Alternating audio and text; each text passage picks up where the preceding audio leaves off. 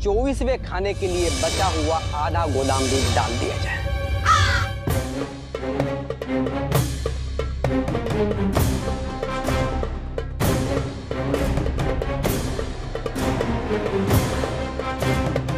और 25वें खाने के लिए एक अंतिम गोदाम है, वह भी खाली कर दिया जाए। हे भगवान,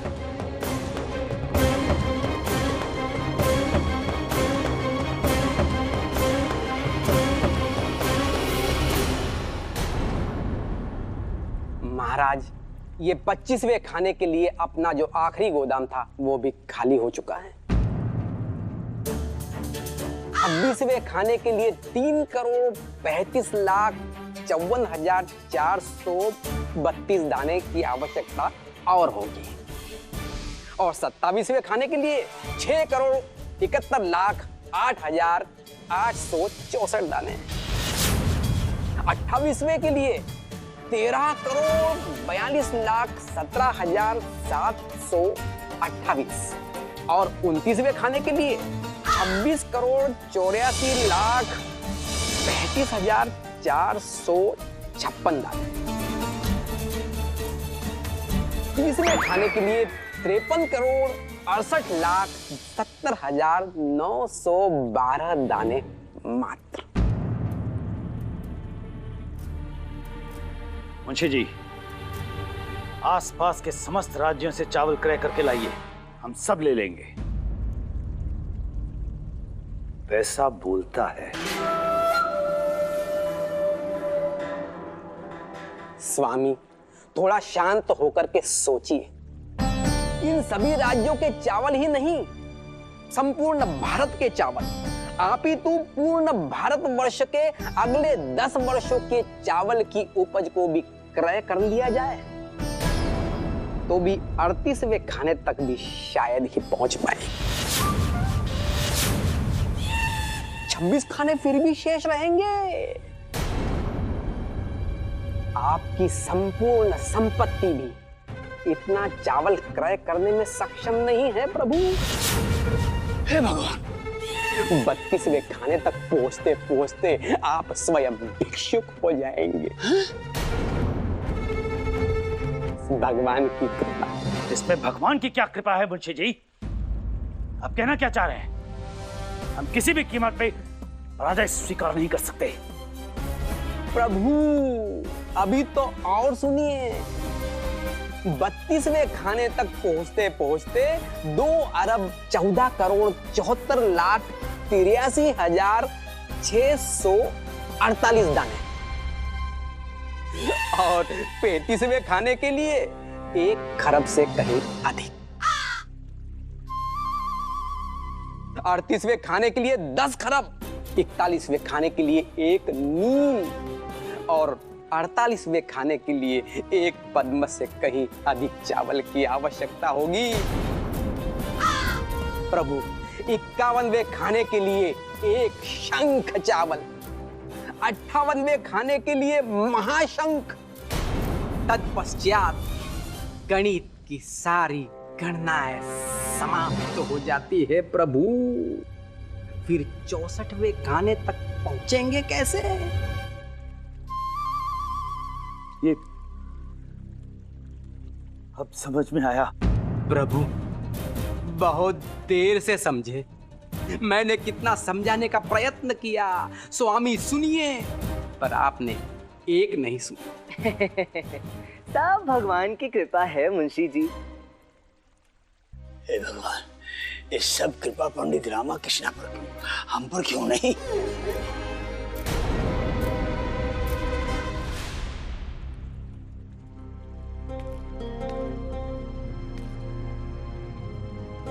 तो आपने हमें फांस लिया पंडित रामकृष्ण। ये जाल आपने बहुत चालाकी से बिछाया। मैंने तो आपको अवसर दिया था धनंजय जी, किंतु अब तो आप सौगंध ले चुके हैं, वो भी अपने पौत्र की, तो बाकी के शेष खानों को भरना तो पड़ेगा ही। स्वामी, यह कार्य तो असंभव है। इस चतुर और बुद्धिमान पंडित रामकृष्ण ने आपको अपने बुद्धि बल से फांस लिया है। धनंजय महाशय, आप कहते हैं ना कि पैसा बोलता है, किंतु स्मरण रखिएगा, कभी भूल कर भी किसी ब्राह्मण की भूख का उपहास मत कीजिएगा। यदि प्रेम और आदर से देंगे तो चावल के मात्र एक दाने से उसकी क्षुधा शांत हो सकती है, अन्यथा ब्रह्मांड का सारा भोजन भी कम पड़ जाएगा। ये तो सत्य है। मालिक, यह मांग पूर्ण करना संभव नहीं है। जरा समझिए प्रभु। हमें सब समझ में आ गया। हमें ज्ञात हो गया कि अब हमें क्या करना चाहिए।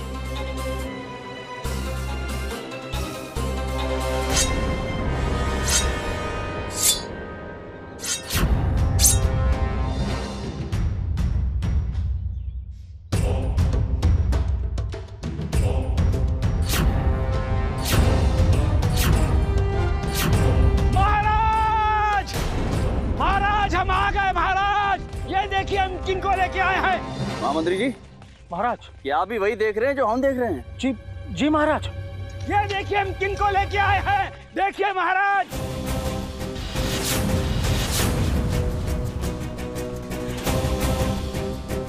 महाराज देखिए हम आपके समझ किसे लेकर आए हैं।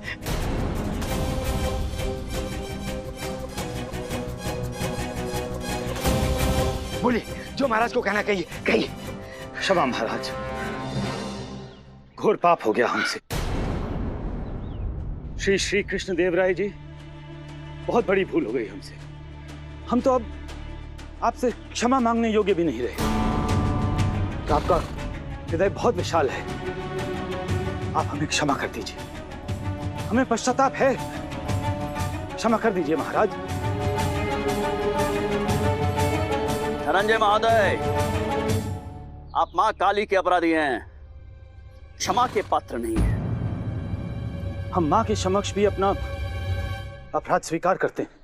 हम शपथ पूर्वक कहते हैं कि जीवन पर्यंत ऐसा पाप नहीं करेंगे। हम अत्यंत शुद्ध प्राणी हैं। हमारे प्रायश्चित स्वरूप एक तुच्छ सी भेंट आप स्वीकार कीजिए। 10 लाख स्वर्ण मुद्राएं, हीरे जवाहरात और हमारी संपत्ति का 1/3 हिस्सा आपका। अगर आप ये स्वीकार करेंगे तो इस पाप का बोझ हमारे हृदय से थोड़ा कम हो जाएगा। महाराज, हमारे अथक प्रयास के कारण इनका हृदय परिवर्तित हुआ है। इन्होंने अच्छाई का मार्ग अपना लिया है और एक अच्छे व्यक्ति का मान रखने के लिए इनके द्वारा दी जा रही भेंट स्वीकार कर लेनी चाहिए। क्यों युद्ध का विचार त्याग दिया आपने? धनंजय महोदय, अत्यंत अभिमान था आपको आपकी सेना पर, सैन्य बल पर। इतने राजा है, इतने सुल्तान है, क्या हुआ? महाराज, ये सब दिखावटी। आपके इन लोगों के साहस के सामने हमारी शक्ति तो बहुत छोटी है। आपको तो यहाँ इतनी सैन्य शक्ति के साथ पधारने की आवश्यकता ही नहीं थी, क्योंकि हमें परास्त करने के लिए तो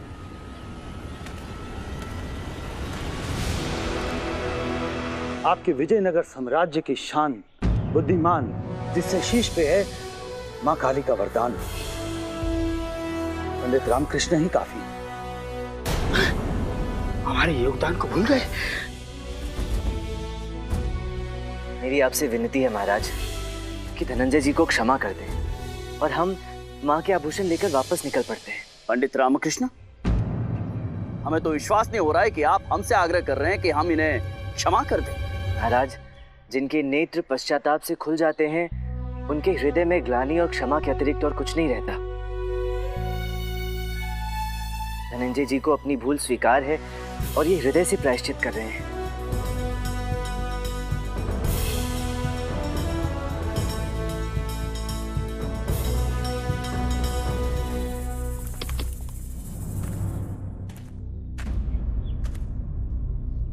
धनंजय महोदय, ये प्रथम बार हुआ है और आशा करते हैं कि अंतिम बार भी होगा, क्योंकि आज के पश्चात ऐसा दुस्साहस किया तो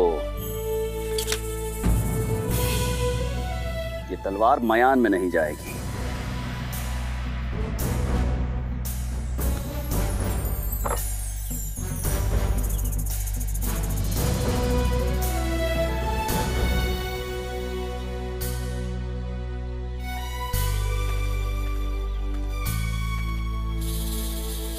हमने इन्हें क्षमा किया है, आपको नहीं।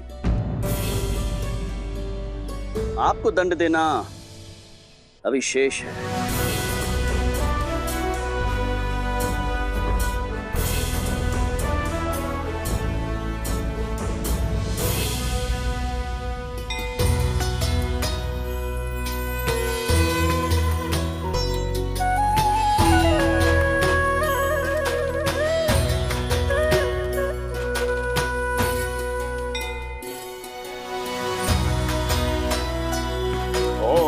गणपतये नमः स्वाहा। ओम दुर्गाय नमः स्वाहा।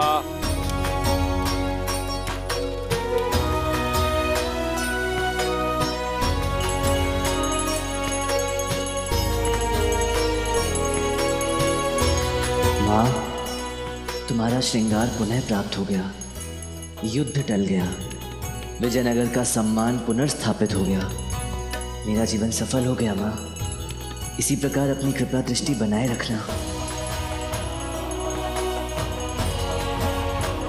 आपको इस प्रकार धनंजय के पास जाने का दंड देना अभी शेष है पंडित रामकृष्ण। वो तो आपको अवश्य मिलेगा।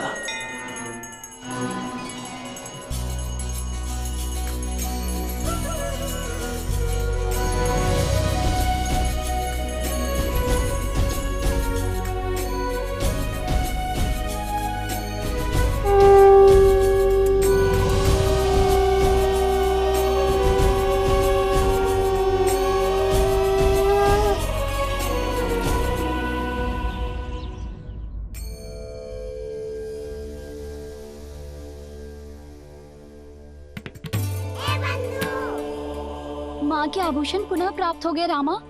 युद्ध भी समाप्त हो गया। उस धनंजय को भी समझ आ गई, परंतु कितने दिन व्यतीत हो गए, अन्न का एक दाना मुंह में नहीं गया। हाँ बंधु, माँ का सम्मान वापस आ गया। इस तृप्ति के समक्ष और क्या तृप्ति होगी। प्रसन्नता के कारण भूख तो जैसे मैं भूल ही गया हूँ।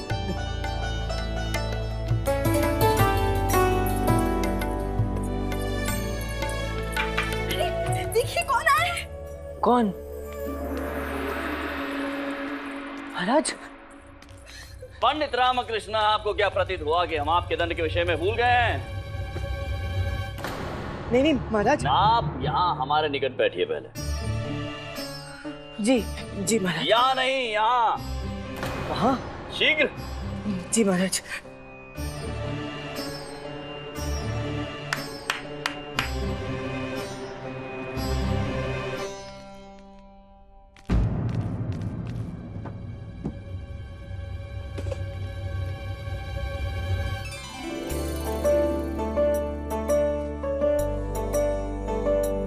माँ के इतने बड़े भक्त को भूखा रखने का पाप हमसे क्यों करवा रहे पंडित रामकृष्ण? ये भोजन आपको ग्रहण करना होगा हमारे हाथों से, दंड स्वरूप। महाराज निश्चिंत रहिए, ये भोजन महारानी तिरुमलम्बा ने नहीं बनाया है। शांत।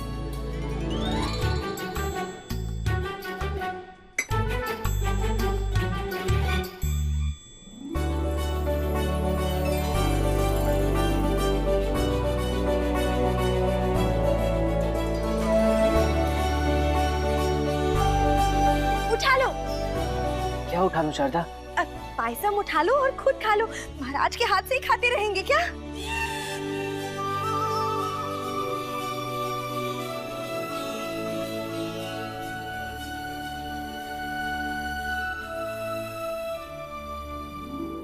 एक प्रश्न पूछना चाहते हैं पंडित रामकृष्ण। जी महाराज। माँ के आभूषण सकुशल विजयनगर राज्य में पुनः आ गए हैं, बिना किसी खून खराबे के, बिना किसी युद्ध के, और ये केवल और केवल आपकी बुद्धिमत्ता के कारण हो पाया है। उसके पश्चात भी आज आप महापूजा में अकेले कोने में क्यों खड़े थे? मुझे ऐसा लगा महाराज कि आप मुझसे रुष्ट हैं। रुष्ट? गलत उत्तर। पंडित रामकृष्ण ने गलत उत्तर दिया। आपने हमें गलत समझने का दुस्साहस किया है। दंड तो आपको मिलेगा। दंड स्वरूप आपको हमारे शतरंज के 64 खानों में चावल के दाने भरने होंगे। संभव?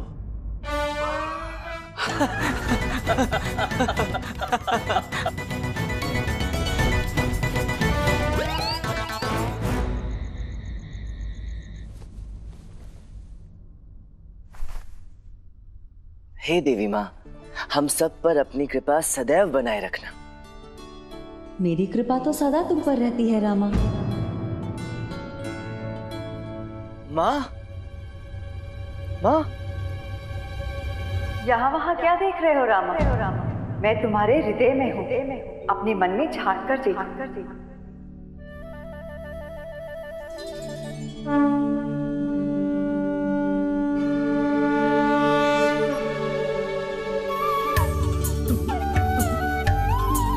मैं कल प्रातः भोर की बेला में तुमसे भेंट करने आऊंगी रामा। मुझे तुम्हें कुछ विदित कराना है। प्रातः ब्रह्म मुहूर्त में तैयार रहे। हाँ माँ, मैं अवश्य प्रस्तुत रहूंगा। किंतु तुम निश्चय आओगी ना? मैं जो कहती हूँ वो अंतिम होता है रामा। मेरी कथनी और करनी में अंतर नहीं होता। क्षमा करना माँ, मैं तुम्हारी कथनी पर नहीं, अपने भाग्य पर संदेह कर रहा हूँ। क्या मैं इतना भाग्यशाली हूँ? क्या मेरे कर्म ऐसे हैं कि माँ स्वयं मुझ पर अनुग्रह करके मुझसे भेंट करने आएंगी? यही तो तुम्हें स्पष्ट करने का मेरा मंतव्य है। शारदा से कहना कि घर के आंगन में एक रंगोली सज्जित कर और पूजा घर में बैठकर मेरे नाम का जाप कर, और तुम अकेले एक दीप प्रज्वलित कर उस रंगोली के मध्य में स्थापित कर देना। अवश्य माँ, अवश्य, मैं ऐसा ही करूँगा। याद रखना रामा, दीप प्रज्वलित करके अकेले ही आना। हाँ माँ, शारदा तो पूर्व से ही पूजा घर में होगी, मैं अकेला ही आऊंगा। ये चुप चुप के क्या सुन मेरा पुत्र तेरा रामा किसी दूसरी स्त्री से बातें कर रहा है। हाँ माँ, बातें तो करनी आती है इन्हें। बातें कर करके पूरे विश्व को अपने वश में कर लेते हैं। मूर्ख, उसके जीवन में कोई दूसरी स्त्री आ गई है जो खिड़की के बाहर खड़ी होकर उससे वार्तालाप कर रही है, एकांत में मिलने की बात कर रही है, और रामा भी सहमति दे रहा है।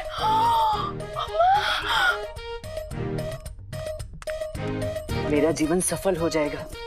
कितना भाग्यशाली हूं मैं।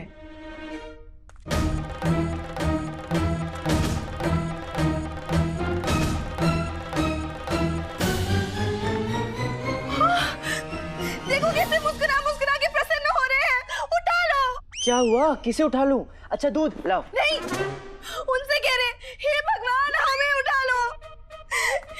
ऐसा जीवन जीने का क्या फायदा जहाँ हमारे इकलौते स्वामी किसी दूसरी औरत के बारे में सोच सोच कर प्रसन्न हो रहे हैं। दूसरी नहीं शारदा, तीसरी। तीसरी? हे भगवान, हमें नहीं, इन्हें उठा लो। अरे ये क्या किया? मैं तो एक नहीं, दो नहीं, तीन। हाँ शारदा, मेरे जीवन में 3 स्त्रियां सबसे अधिक महत्वपूर्ण हैं। हाँ, तीसरी तुम हो ना, मेरी प्राण प्रिय। हम तीसरे हैं, तो पहले और दूसरी कौन है ये भी बता दो। दूसरी वो है जो दरवाजे पर खड़ी है, अम्मा, जिन्होंने अभी अभी मेरी चुगली करके तुम्हें भड़काया है। ये दूसरी है, तो पहली कौन है? पहली वो है जिनका स्थान मेरे जीवन में सर्वप्रथम है, सबसे ऊपर। कोई भी कष्ट और विपत्ति आने पर जिनका नाम सर्वप्रथम मेरे मस्तिष्क, हृदय और जीवा पर आता है, मेरी, तुम्हारी, हम सबकी माँ, देवी माँ, महाकाली माँ। मैं उन्हीं से तो वार्तालाप कर रहा था। आप सच में देवी माँ से वार्तालाप कर रहे थे? हाँ, तुम्हें क्या लगा मैं किसी अन्य स्त्री से भेंट करने की चर्चा कर रहा था? हाँ। इतना ही विश्वास है मुझ पर? ऐसा सोचती हो अपने रामा के विषय में? नहीं नहीं, वो तो अम्मा कह रही थी। शब्द हमारे थे, परंतु विचार तो अम्मा की थी ना। क्या शारदा, कल प्रातःकाल माँ मुझसे भेंट करने के लिए आने वाली है।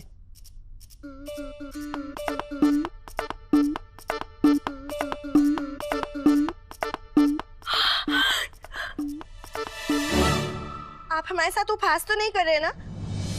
हाँ सच में आएंगी? आगे तो माँ को निर्धारित करने दो, हम अपनी उसे सारी व्यवस्थाएं करके रखते हैं। चलो चलो अब सो जाते हैं, प्रातःकाल उठना है सूर्योदय के पूर्व ब्रह्म मुहूर्त में। चलो, सो जाओ। माँ अवश्य मुझे कुछ बताना चाहती है।